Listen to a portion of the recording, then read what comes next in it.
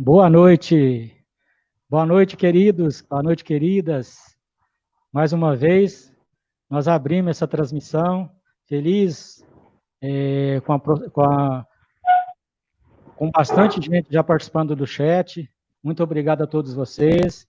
Lembrando aqui que nós estamos um pouco hoje, graças a Deus, se integrou ao nosso grupo mais uma emissora de rádio, nos ajudando aí a divulgar a palavra de Jesus.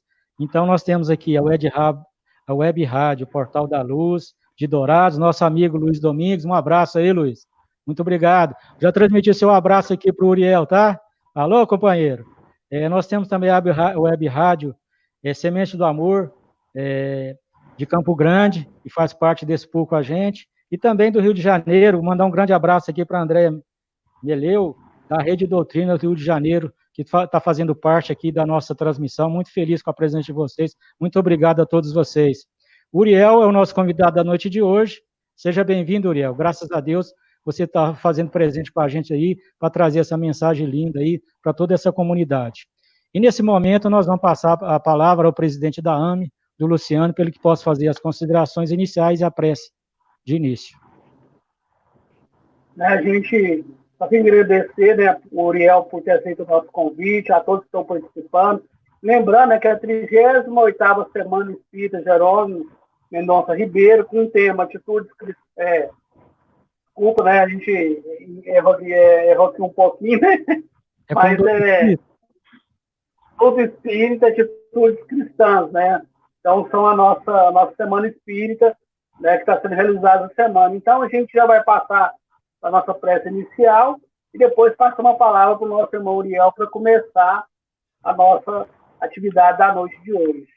Então, nesse momento, vamos agradecer a Deus, a Cidade Maior, por termos a oportunidade de estar aprendendo mais um pouquinho dessa doutrina maravilhosa, que todos os nossos irmãos possam ser abençoados e consolados, e todos aqueles aqui que estiverem junto conosco que possam vibrar para que a palestra do nosso irmão Uriel transcorra na mais perfeita harmonia, e que Jesus nos abençoe hoje e sempre. Que assim seja. Bom, boa noite, meus amigos. Eu quero dizer aqui boa noite e deixar um abraço para o amigo Luciano, para o amigo Vilmar, e esse abraço, por favor, seja transmitido a todos os irmãos e a todas as irmãs que estão bondosamente nos acompanhando, bondosamente acompanhando a nossa fala, que hoje, na 38ª Semana Espírita Jerônimo Mendonça Ribeiro, é para conversarmos sobre o espírita perante Jesus. E rogamos também que esse mestre, que esse excelso pastor do rebanho divino, possa inspirar as nossas palavras. Para que nós possamos nos situar na fala da noite de hoje, vamos fazer a leitura da mensagem de número 47 do livro Conduta Espírita, perante Jesus. Em todos os instantes, reconhecer-se na presença invisível de Jesus, que nos ampara nas obras do bem eterno. Aceitou-nos o Cristo de Deus desde os primórdios da terra. Nos menores cometimentos, identificar a vontade superior, promovendo em toda parte a segurança e a felicidade das criaturas. Cada coração humano é uma peça de luz potencial, e Jesus é o sublime artífice. Lembrar-se de que o Senhor trabalha por nós sem descanso, repouso em débito, deserção do dever. Sem exclusão de hora ou local, precaver-se contra o reproche e a irreverência para com a divina orientação. O acatamento é prece silenciosa. Negar-se a interpretar o eterno amigo por vulgar, revolucionário e terreno. Reconheçamo-lo como a luz do mundo.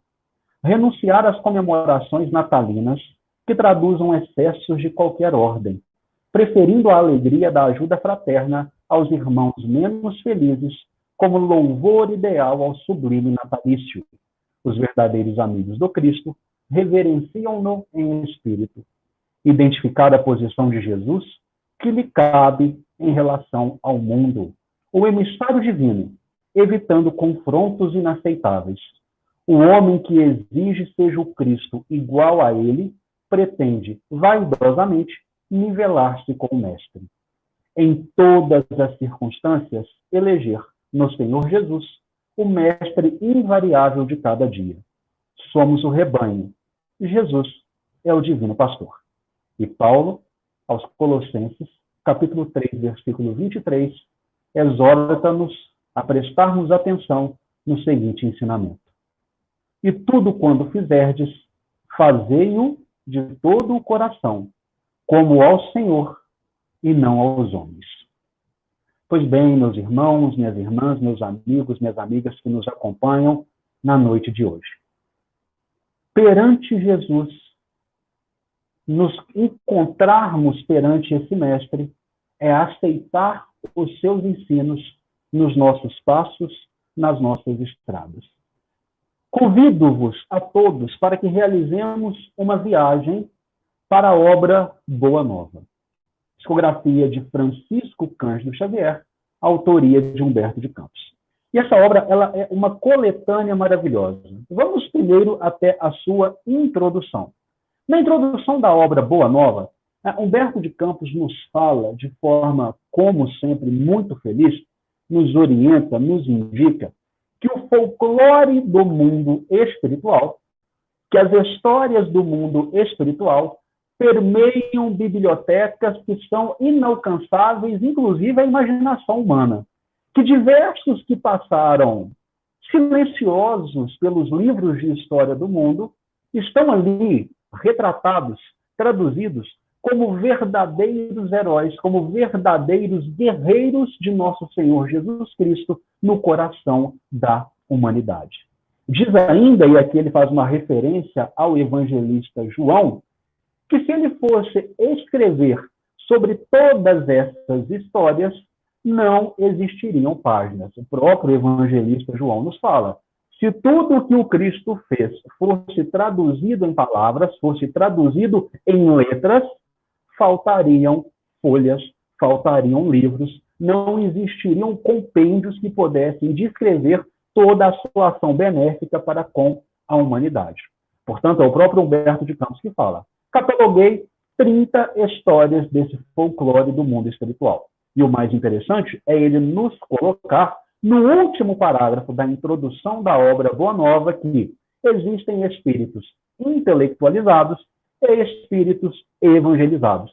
E fazendo ali uma meia-culpa, fazendo ali um exercício de autorresponsabilidade, seguindo o ensino esculpido na questão 919 do Livro dos Espíritos, conhecendo a si mesmo, Humberto de Campos assevera: eu pertenço à categoria dos espíritos intelectualizados e rogo que agora possa pertencer à classe dos evangelizados. No capítulo 3 dessa magnífica obra, deste magnífico compêndio, nós encontramos o trecho Primeiras Pregações. Humberto de Campos é um escritor fantástico. Ele primeiro localiza-nos o Cristo na história que ele irá contar. E ele então nos fala: nos primeiros dias dos anos 30, o Cristo encontra-se com o Batista no deserto da Judéia, nas areias inclementes da Judéia, muito próximo ao território da Arábia. E ali ele permanece com o Batista. Nós temos aqui, é maravilhoso, nós temos aqui o comandante divino conversando com o seu soldado primacial, conversando com o seu general fundamental, nas condições drásticas do jejum que o próprio Batista o impunha. E eles com certeza confabularam, conversaram sobre a construção do reino divino no planeta. Logo após este momento, o Cristo demanda ao oásis de Jericó, um paraíso de verdura, de brandura, recolhe energias maravilhosas e dirige-se, então, ao cenário de lutas de Jerusalém. Ao chegar em Jerusalém, ele vai até a porta do templo. E na porta do templo, ele é notado por alguns pensadores ociosos, impressionados com a beleza inexplicável daquele Galileu. Ociosos que eram, afastam-se, mas um permanece. O sacerdote Hanã, que seria juiz inclemente da causa do Senhor. E ele então começa a questionar o meigo rabi, em tom de reproche, em tom de crítica. Galileu, que fazes passando por Jerusalém? E o Cristo responde, muito calmo, muito tranquilo, passo por essa cidade para implementar o reino de Deus entre os homens. E Hanã indaga, que reino seria esse? Ora, este reino é obra divina no coração das individualidades. Por acaso, Galileu, continua Hanã, há algum príncipe que apoie a tua causa? Há algum monarca que eu não esteja encontrando? Porque, afinal de contas, para construir um reino, no pensamento de Hanã, era necessário um poderio material. Ele ainda não estava preparado para a noção de um reino espiritual construído no coração das criaturas, que é uma oferta que Jesus o faz. Porque nos portarmos perante a Jesus, é necessário primeiro a sua aceitação nos nossos corações, a sua aceitação nos nossos espíritos. E ele indaga, não estou vendo aqui nenhum monarca, não estou vendo aqui nenhum príncipe, não estou vendo aqui nenhum grande sacerdote, nenhum político para auxiliar na edificação deste reino. Onde estarão os seus súditos? Onde estarão os seguidores deste reino? Onde estarão as pessoas, os indivíduos que irão compor este reino? E o Cristo, com toda a doçura, com toda a calma, responde, ora, sacerdote, aqueles que irão construir esse reino surgirão de todos os lugares deste planeta. Surgirão de todos os lugares deste mundo. E o sacerdote, então, ainda em tom de deboche, responde, com certeza, porque os mentecaptos, os ignorantes de toda a ordem, existem por todos os lados. Mas diga-me mais, Galileu, como pretendes erguer uma estátua perfeita com fragmentos de lama? E aqui nós temos um dos ensinamentos mais belos de toda a obra Boa Nova. Algo que deveríamos adotar quando aceitássemos verdadeiramente a Jesus em nossos corações. Sacerdote, responde o Senhor, não há mármore mais puro e mais formoso que o do sentimento, e nem cinzel que seja superior ao da boa vontade. Aceitar a Jesus, comportar-se perante Jesus nos mínimos atos de nossa vida diária demanda sentimento e boa vontade. Demanda o mármore puro e formoso do sentimento em modificar sendas, em modificar estradas, e o cinzel da boa vontade, para talhar em nós um novo comportamento, para construir em nós o reino divino em nossos corações. Porém, o sacerdote Hanã não se dá por vencido. E ele começa, então, a objetar com o meigo Rabi questões que ele estava profundamente acostumado, profundamente habituado, questões materiais. Conhece, por acaso, Roma e Atenas? Conheço o amor e a verdade, responde Jesus. E por acaso tens conhecimento das leis do templo e dos códigos da corte provinciana? E o Cristo, então, responde, fechando o ensinamento. Conheço a vontade de meu Pai que está nos céus.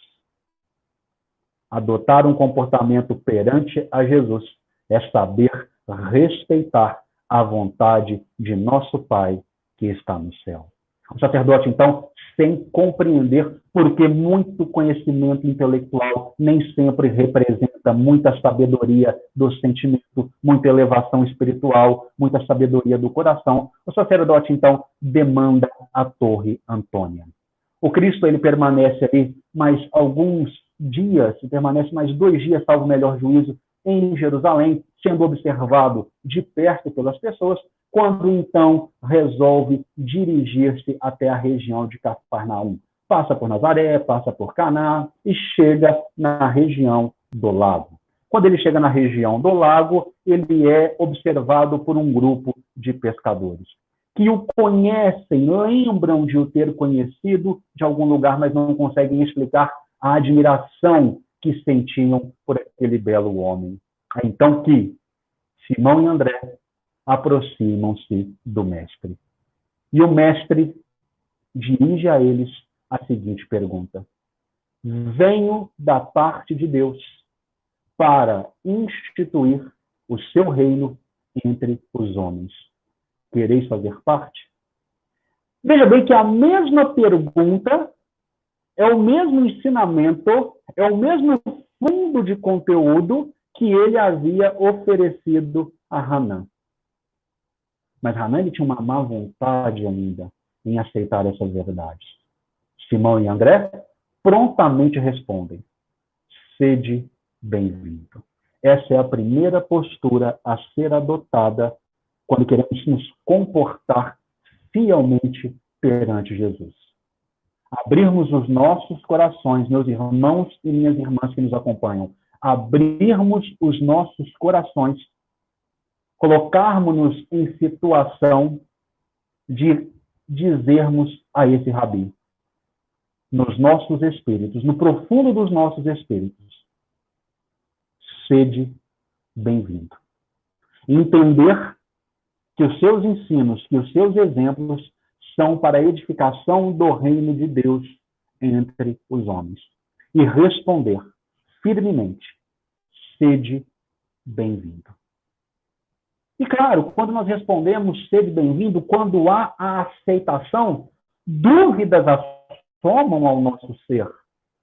Claro, nós ainda não somos completamente coerentes com aquilo que adotamos. E essas dúvidas surgiram também no pensamento e na mente de Simão e André. Simão começa a olhar para o lago juntamente com seu irmão e a perquerir: mas como nós iremos construir um reino? Há tão poucas casas em Cafarnaum. Mas podemos ir para toda a região do lago, angariando mais pessoas para esse empreito maravilhoso. O Cristo, entendendo a boa vontade, entendendo o mármore puro e formoso do sentimento daqueles corações, entendendo que o cinzel ali existia para a moldura de uma escultura maravilhosa, ele se tranquiliza. E ele simplesmente pergunta: quereis ser meus discípulos? E os jovens então respondem, e Simão e André então respondem: Senhor, seguiremos os teus passos. Estar perante a Jesus é seguir os seus passos. É seguir as suas instruções nas menores situações da nossa vida. E aqui a gente precisa fazer um parêntese de consideração. Seguir as suas instruções dentro da nossa capacidade, procurando sempre melhorar. A gente sempre pergunta: o que Jesus faria nessa situação? Concordam comigo? O que Jesus faria nessa situação que eu estou vivenciando? Bom, Jesus agiria dessa forma. E o que eu, Uriel, dentro da minha capacidade, com os ganhos, as potências que existem na minha individualidade, seguindo ao exemplo de Jesus, o que eu posso fazer? Porque aí nós evitamos complexos de culpa criados no nosso inconsciente profundo. Porque, veja bem, nós não conseguiremos ainda agir plenamente, 100%, emulando o comportamento do Cristo. Mas dentro da nossa capacidade, nós devemos mirar nos seus exemplos e, sim, trilhar os nossos comportamentos, construir as nossas ações e as nossas atitudes. Senhor, seguiremos os seus passos dentro das nossas condições e procurando sempre melhorar, sempre ampliar essas potencialidades. Feito, então, essa pescaria dos corações de Simão e André, eles se dirigem até o centro de Cafarnaum, na intendência de Antipas, onde encontram o querido Levi, nosso amado Mateus. E o Cristo pergunta: o que fazes aqui? E ele responde: recolhe os impostos do povo que são devidos a Herodes. E o Cristo então o convida: quereis vir comigo amealhar os bens do céu? Senhor, é a resposta de Levi. Senhor, estou pronto. Colocar-se de prontidão aos convites que o mestre realiza no nosso dia a dia, nas nossas atitudes.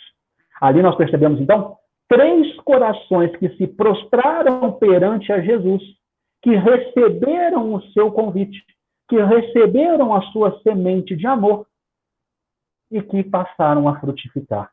E por falar em semente, não seria essa passagem da obra Boa Nova uma representação maravilhosa da parábola do semeador? Vamos tentar encontrar, por um exercício de lógica, as similitudes? Veja bem, a parábola do semeador, o próprio Caibar Schutel nos fala que é a mãe de todas as parábolas. Porque é onde se inicia nos evangelhos os ensinos em forma dessa construção pedagógica que o Cristo faz. E nós temos ali, então, um mestre, num dia maravilhoso, um sol incrível, à beira do lago. Ele sai de sua casa, e aqui nós temos significações profundas nesse sair de sua casa, encontra uma multidão, sobe em um barco e começa a ensinar. E veja a grandeza desse mestre, porque ele sabe falar às multidões que o escutam. Adiantaria ele subir naquele barco e começar a falar de questões metafísicas profundas, de física quântica, de teorias aplicadas? Ele precisava atingir os corações dos que ali estavam, trazendo exemplos que fossem significar algo, que fossem traduzir as emoções daquelas pessoas. Então ele começa a dizer: aquele que semeia saiu a semear, e enquanto semeava, uma parte da semente caiu à beira do caminho. E vindo os pássaros do céu, a comeram. Não é a figura representada em Hanan? O semeador divino entrega a Hanan uma parcela deste ensino em amor. E o que Hanan faz?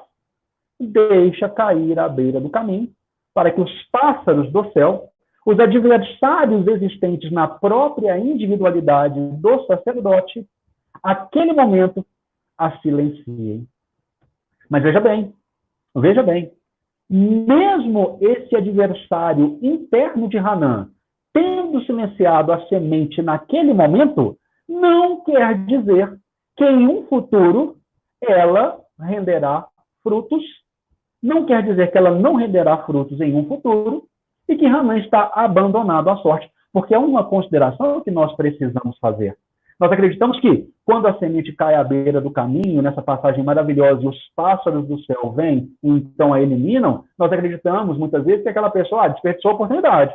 Agora o trem não vai passar de novo. Não, calma, muita calma. Um dia esse sacerdote Hanan, e quem sabe já não aconteceu, prostrar-se-á perante a Jesus, aceitando os seus ensinos e seguindo os seus ensinamentos. Não vou apenas falar, mas vou demonstrar o que aqui trouxe. Na obra Há 2000 anos, quando retrata o encontro maravilhoso do nosso querido Emmanuel, vestindo a roupagem de Públio Lentulus, naquele 1 minuto, que representa séculos e séculos de aprendizado com o Cristo. O que o Cristo fala para Públio Lentulus? Abre aspas. Não venho atrás do homem de Estado, superficial e egoísta, que somente os séculos de sofrimento poderão devolver ao regaço de meu Pai. O Cristo, naquele momento maravilhoso, ele oferece uma semente a Públio Lentulus. Ele oferece a Públio Lentulus a oportunidade de se comportar perante ao Mestre, de adequar a sua vida perante ao Mestre. Porém, ele o fala: aceite-me, não como homem superficial e egoísta, mas talhe, construa sentimento com o cinzel da boa vontade. Porém, a escolha é livre. Se assim não o quiser, os séculos de sofrimento o irão devolver ao regaço de meu Pai. Então vejam bem, não é porque a semente ficou temporariamente jogada à beira do caminho que esta individualidade nunca vai se prostrar perante a Jesus. tudo ao seu tempo, de acordo com as nossas próprias escolhas. E aí, quando Cristo nos fala, dialogando com Públio Lentulus, quando os séculos de sofrimento devolverem você ao regaço de meu Pai, nós temos aqui que entender sofrimento não é uma condenação.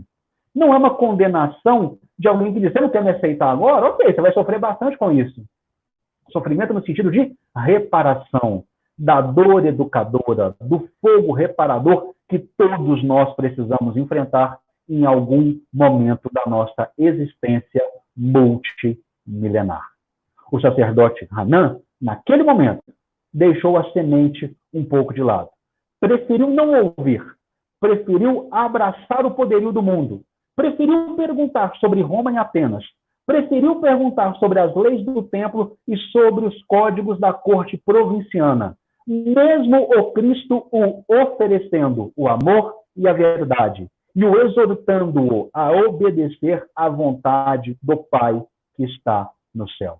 Ele preferiu que a semente ficasse à beira do caminho. Há outras sementes, enfim, que caem em solos pedregosos e logo nascem, cheias de vitalidade, porém o solo não é muito fundo. E vindo o sol, logo fenecem. Outras caem em um terreno espinhoso, e os espinhos a sufocam e não permitem que ela produza frutos. Outras, enfim, caem em boa terra. E rendem, então, os seus frutos maravilhosos, os seus frutos divinos. 100 para 1, 60 para 1, 30 para 1. Que escutem, que ouçam aqueles que têm ouvidos para ouvir.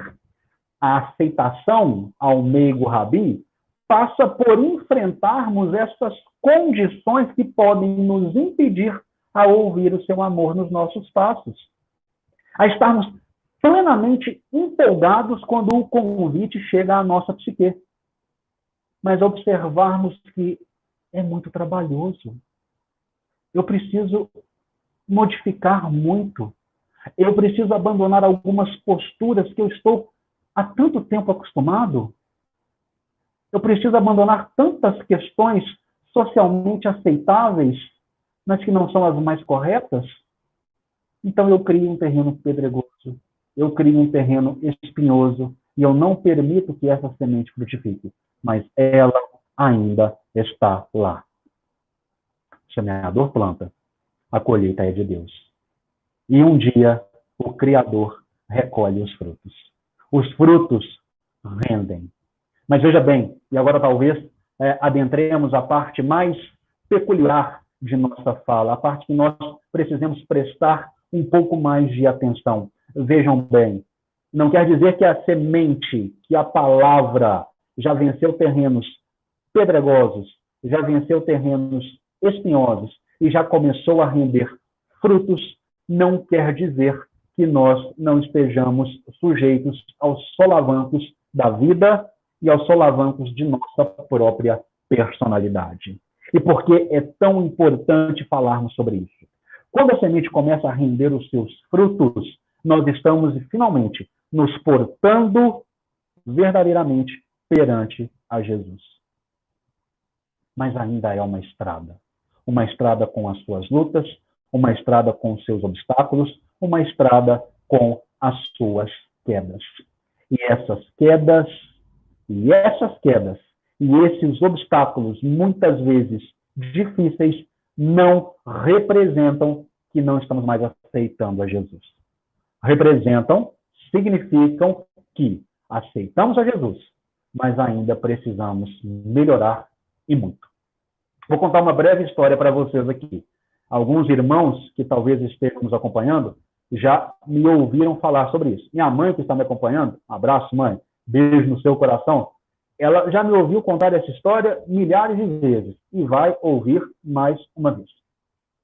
Eu estava terminando de proferir uma palestra numa casa aqui em Patos que chama Fraternidade Espírita Caminho da Luz. Era a última palestra do ano. E conversava, então, sobre tolerância, sobre paciência, sobre indulgência, sobre respeitarmos ao próximo, sobre amarmos e distribuirmos, espalharmos amor. E confesso a vocês que foi um estudo maravilhoso. Eu saí plenamente elevado daquela noite. Me sentia não mais no planeta Terra, nesse mundo de provas e expiações. Estava me sentindo em Sírios. Estava me sentindo em um mundo feliz ou ditoso.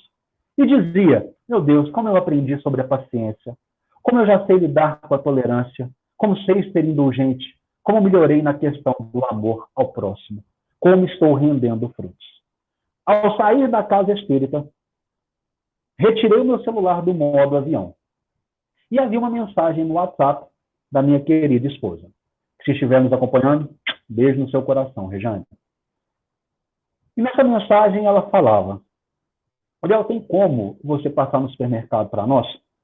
Era final de ano. Final de ano todos nós sabemos como funcionam os supermercados. Estão sempre lotados.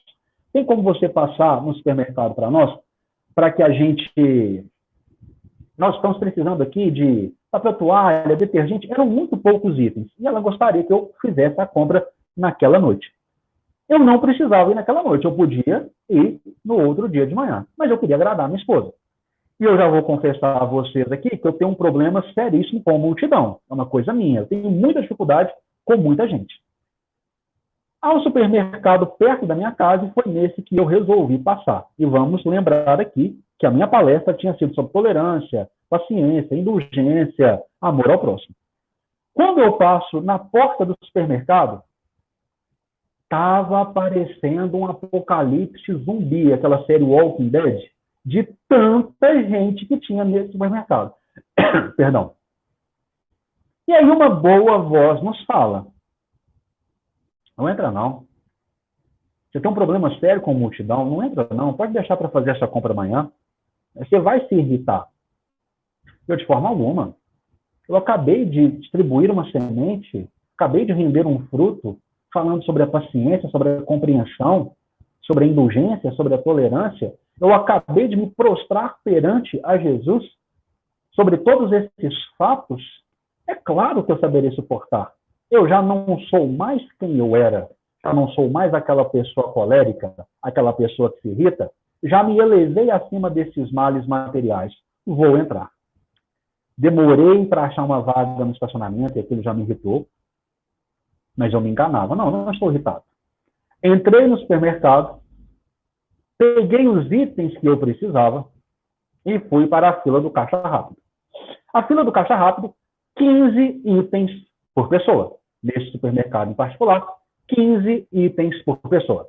Uma fila gigantesca. E, mais uma vez, aquela boa influenciação nos disse, deixa as compras, não precisa, não é nada urgente. É você não lidar bem com multidão, muito menos com fila. Por favor, volte amanhã. E eu dizia, de forma alguma, já sei superar essas questões do dia a dia. Entrei na fila. A fila andou um pouco, chegou a vez de um casal. O casal estava com o carrinho lotado. Quem nunca passou por isso numa fila de supermercado, num caixa rápido? O casal estava com o carrinho lotado. Mas veja bem, eles fizeram um raciocínio correto. 15 itens no caixa rápido. O que eles fizeram? Nós somos 2, eles estavam acompanhados do filho, nós somos 3, 15, mais 15, mais 15, nós temos direito a 45 itens. E começaram, então, a passar. E aquilo já foi começando a dar uma coisa ruim dentro de mim. E eles passando produto, e aquilo foi me supitando. E aí eles entenderam o seguinte, olha, esse detergente não é o que eu queria comprar. O marido pede, então, à esposa que fosse, retornasse ao supermercado e pegasse outro detergente. E assim ela o faz. E como mais alguns produtos. E aquilo foi supitando. A palavra que a gente usa em parte de Minas é supitando. E aquilo foi supitando dentro de mim. E a boa influenciação disse mais uma vez, vai embora. Não fica. Vai embora. Amanhã é outro dia. Respira. E eu não, de forma alguma, vou ficar. Quando foram fazer o pagamento, o que acontece quando a gente está no supermercado, que o supermercado está lotado e nós estamos começando a ficar nervosos? Sabe aquela luzinha vermelha do caixa? Quando o marido foi fazer o pagamento, a luzinha vermelha acendeu. Do mesmo jeito que a luzinha vermelha do caixa acendeu a luzinha vermelha dentro de mim. Aí a voz boa, o mentor, virou e falou assim, vai embora. Aí eu já falei, vai embora é você. E agora quem vai assumir é o Uriel de provas e expiações. É Uriel do Causa e Efeito? É Uriel que já foi, já pilotou Biga Romana? É Uriel que já foi gladiador? É ele que vai assumir agora. Dá licença você, mentor. E ali eu comecei. Um diálogo muito fraterno com o irmão que estava no caixa. Nós começamos, então, uma discussão. E essa discussão foi aumentando. E essa discussão tomou uma proporção que todo o supermercado parou para ouvir. E eu não vou aqui, logicamente, relatar as palavras que foram proferidas naquela discussão, por serem terríveis. Depois de uns 5 minutos, 6 minutos de briga, esse casal vai embora e eu, completamente fora de mim, retorno. Quando eu retorno, eu olho para a minha camiseta, para a camiseta que eu estava vestindo, todo o supermercado olhando para mim. Eu olho para a camiseta que eu estava vestindo e na camiseta estava escrito: ame. Ame. Eu fiquei com tanta vergonha, mas com tanta vergonha, que finalmente eu entendi a expressão onde o filho chora e a mãe não vê.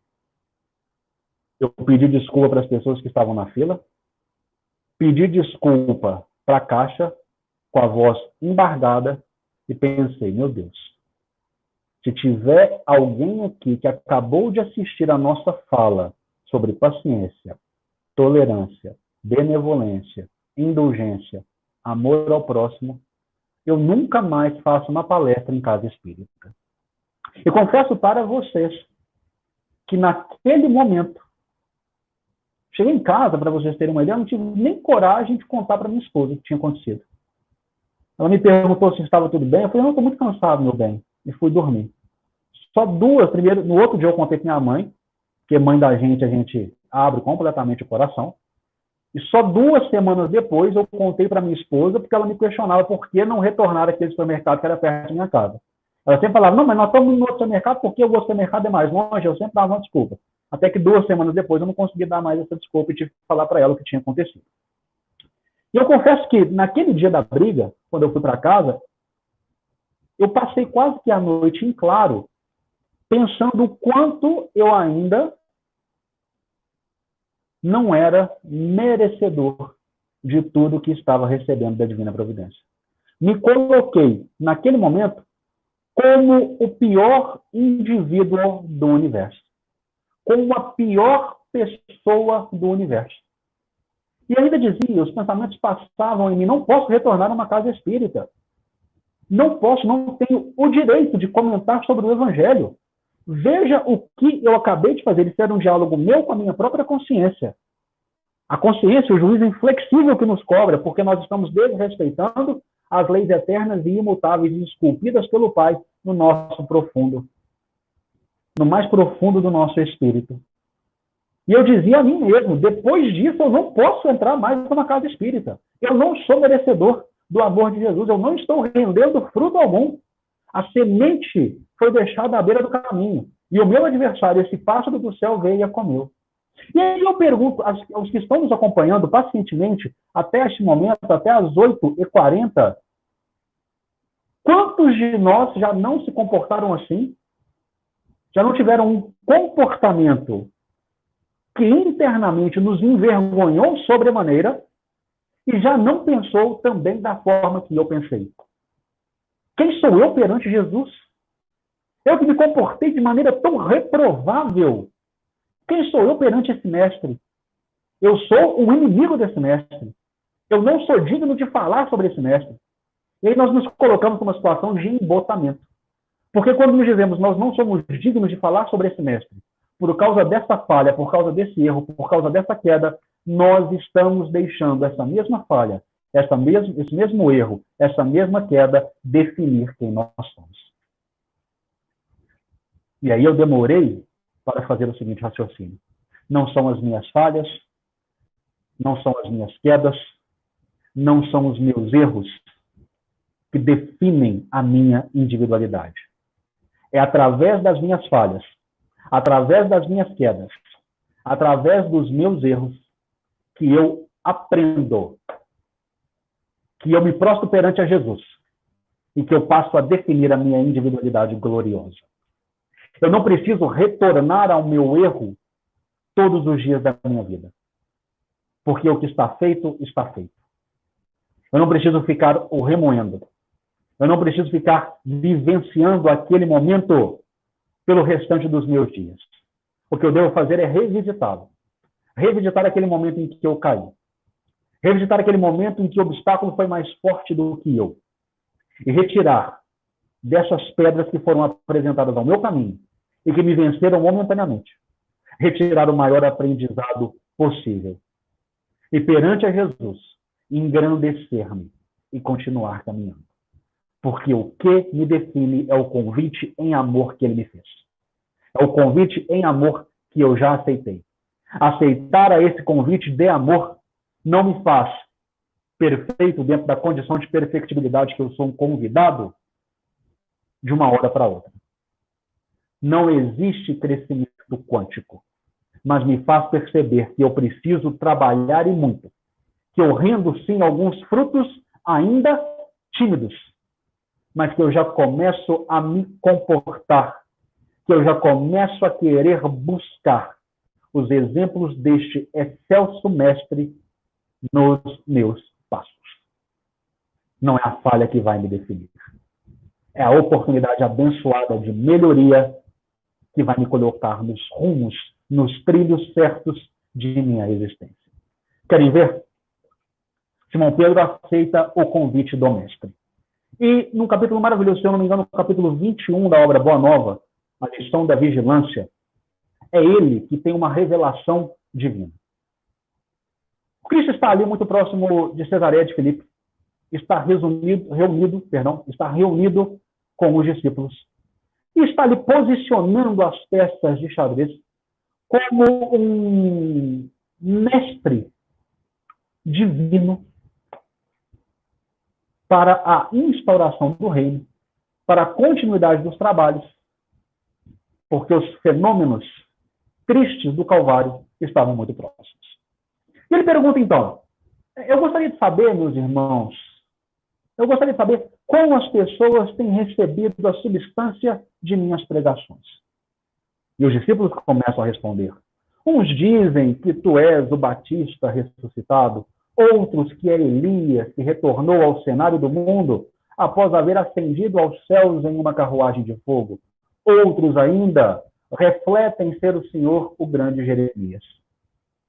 Mas e vocês, continuou Cristo, e vocês que estão vivendo comigo todos os momentos, participando das curas que eu tenho realizado, das pregações que atingem os corações de todos, quem vocês pensam que eu sou? Silêncio absoluto na Assembleia.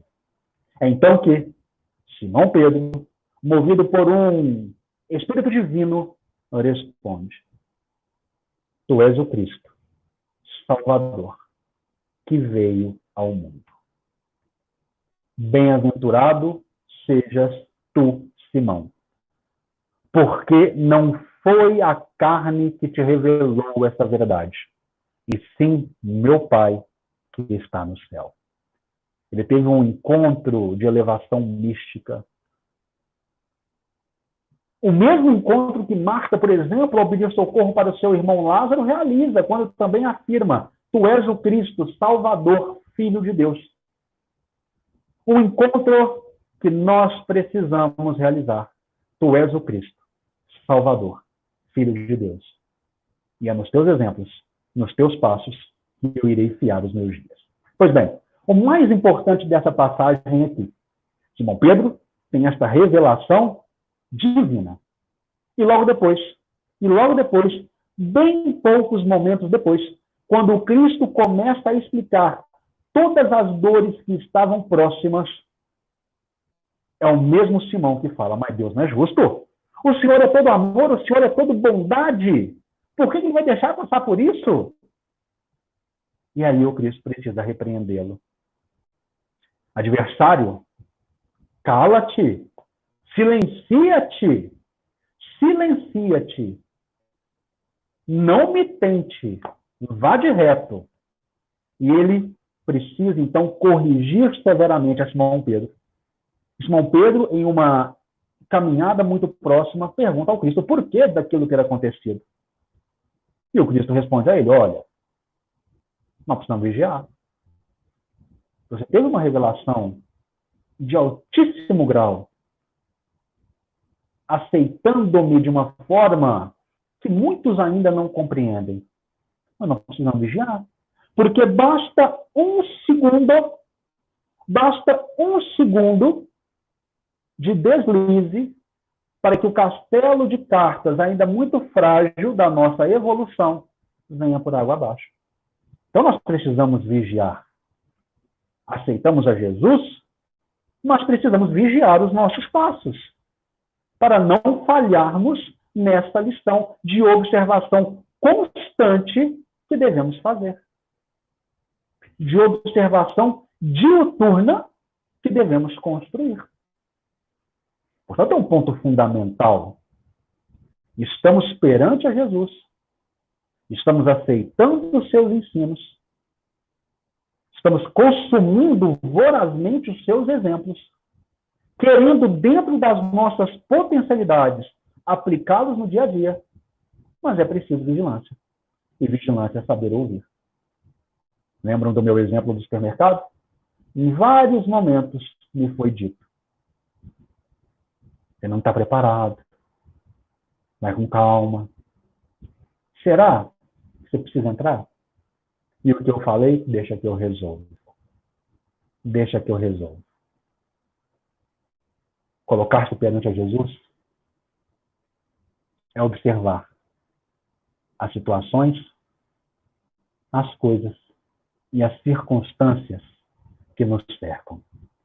Porque é aí que ele está exercendo o seu convite, o seu chamamento maravilhoso às nossas personalidades. Durante todos os dias, durante todas as horas, durante todos os minutos, o Cristo nos convida a agir com ele. A agir segundo a sua praxis. A agir segundo o seu ensinamento. E como é que nós temos respondido? Atos dos Apóstolos, capítulo 9, versículo 10. E disse-lhe o Senhor em visão, Ananias, e ele respondeu, eis-me aqui, Senhor. Quando o Cristo nos chama, através de pessoas, situações e circunstâncias, como nós temos respondido? Estamos nos fazendo ainda de surdos para os seus convites? Já o aceitamos, já passamos por essa fase. Mas estamos nos fazendo de surdos para os seus convites? Uma surdez espiritual? Ou estamos nos colocando como Ananias? Eis-me aqui. Haja através de mim. Que eu seja instrumento de sua vontade. Que eu seja instrumento de sua vontade com a minha família. Como eu posso agir perante a Jesus com as pessoas que estão dentro da minha casa? Perante a Jesus, qual é a atitude que ele pede de mim? Perante os meus parentes mais próximos e meus amigos, família é desafiador. Às vezes nós estamos no melhor dia. Um parente, um familiar de 800 quilômetros de distância resolve nos ligar e testar o último fio do nosso cabelo. Por telefone. Por telefone. Não estou falando nem para dentro de casa, por telefone. Perante a Jesus, como ele quer que nos comportemos. Nas situações mais corriqueiras do nosso dia a dia, no trânsito, nas situações profissionais, numa fila de supermercado, na casa espírita, nos posts de internet, como Jesus deseja que nos comportemos. E perante a esse mestre, como nós estamos nos comportando. Quais têm sido as nossas atitudes? E aí é um momento de reflexão profunda, e ao observarmos o que precisa ser depurado, o que precisa ser corrigido, saibamos que o seu amor é derramado a todos os momentos, nos auxiliando nessa tarefa. Vamos retornar a Simão Pedro. Simão Pedro é advertido pelo mestre que o negaria por 3 vezes antes do galo cantar. Porque o homem no mundo, o homem do mundo é muito mais frágil do que perverso. Muito mais frágil do que perverso. Simão, no primeiro momento, não acredita nessa afirmativa de Jesus, que é, muito em breve, comprovada, demonstrada.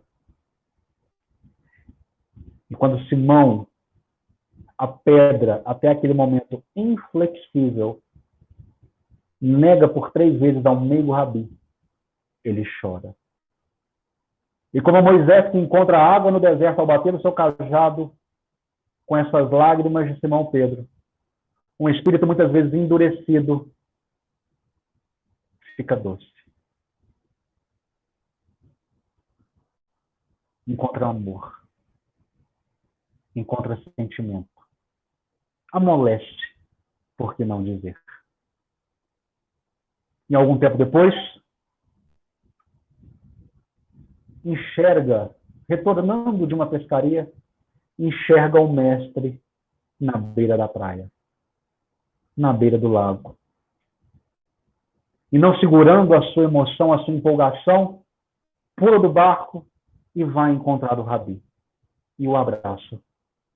E o mestre pergunta: Pedro, tu me amas? Sim, mestre. Pedro, tu me amas? É claro, mestre. Pedro, tu me amas? Com certeza, mestre. Então apacenta as minhas ovelhas. Agora tu não é mais a pedra inflexível, mas sim essa rocha, que será o sustentáculo firme de nossa igreja, que será o sustentáculo firme de nosso movimento, que será o sustentáculo firme da construção do reino divino no coração dos homens. Não é mais inflexível, mas sim peça fundamental na evolução deste planeta. Aquele que negar ao mestre por 3 vezes, reafirma por 3 vezes o seu amor. Que posso aqui deixar uma mensagem final, terminando as nossas palavras. Nos comportemos perante a Jesus, reafirmando o nosso amor a Ele todos os dias de nossa existência. Apesar de nossas falhas, apesar de nossas quedas, apesar das decepções que enfrentamos. Porque nós somos muito.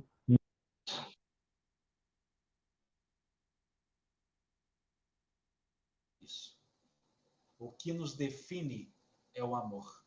O que nos define é a semente que já está em nós. O que nos define é essa semente que já está rendendo os seus frutos dadivosos.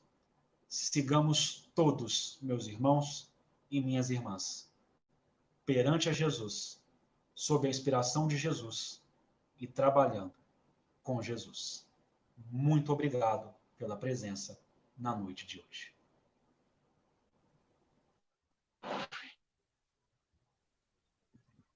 Ok, muito obrigado, Uriel. Sabe as palavras? Muito obrigado. Não estou vos ouvindo. Perfeito. Então, a gente só tem que agradecer, tranquilo, né? E agradecer também a todos aqueles que nos acompanharam nessa palestra da noite, nessa live. E também agradecer a todos que estão unidos aqui nesse pool de transmissão, né? Que é o nosso canal, que é o Sintonia Maior Play, que vocês podem dar um joinha aí para nos ajudar, né, na divulgação.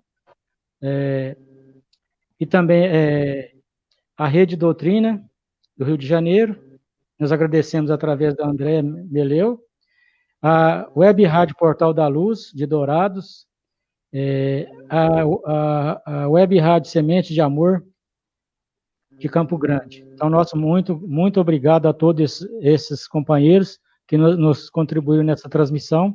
Nós ficamos muito felizes, agradecido ao Uriel pela oportunidade da noite, e nós passamos a palavra ao nosso companheiro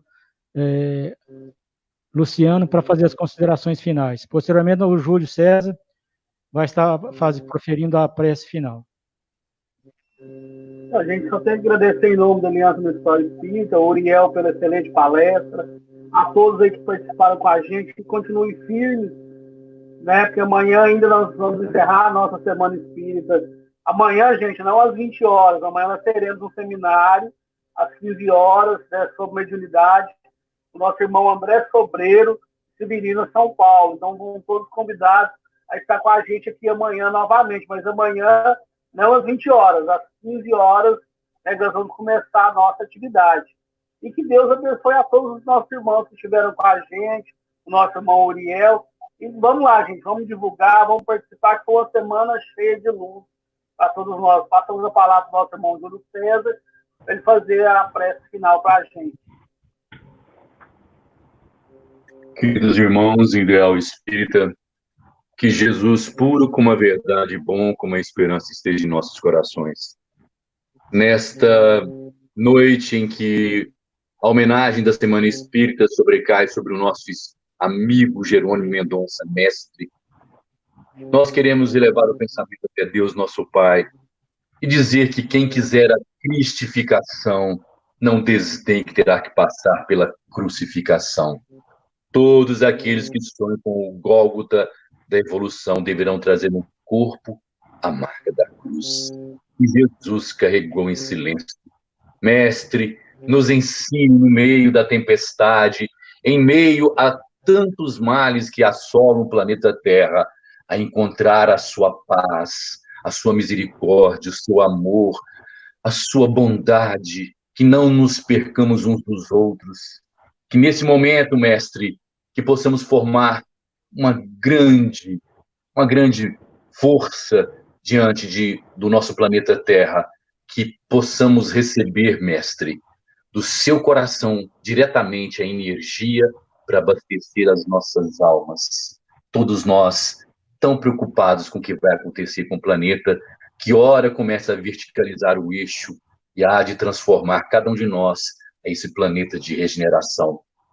Queremos, Senhor, nos lembrar da sua assertiva que no mundo teremos aflições, mas que nós deveríamos ter bom ânimo, porque o Senhor nos ensinou que haveríamos de vencer todas as nossas barreiras, todos os nossos obstáculos.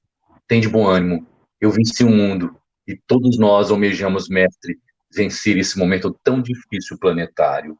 Pai nosso que estais nos céus, santificado seja o vosso nome.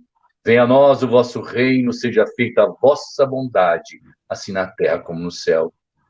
Senhor Jesus, não deixe que nossos corações percam a tua imagem e ao invés de nós proclamarmos Ave César, possamos proclamar Ave Cristo, aqueles que te amam, vos saúdam.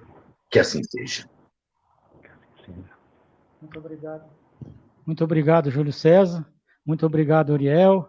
Obrigado a todos.